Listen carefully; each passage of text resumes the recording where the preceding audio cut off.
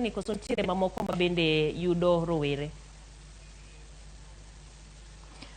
Ntiere gik moko be matimore ne rowere. Iyudo ka jok moko donje substance abuse. Koro ing'eni ng'ato kodonje substance abuse gin jok moko madonje yedhe mamero ji machalo kaka njaga, mer matek ma pachi koro ok ti.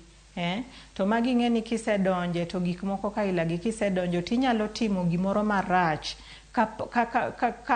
kinyne koro ka pachi duoge wang'e kokibiro ifwenyo ni iketho mang'eny. Koro substance abuse be en achiel kuom gik machando youth kabisa.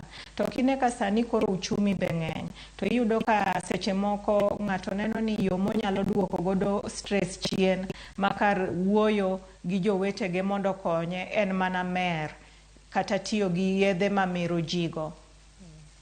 Sani jonyuol nitiere kodgi kendo gintiere e dala. Ere kaka ng'ato nyalo fwenyo ni nyathina ni kata owadwa ni entiere koda kata nitiere weche ma bende thago wi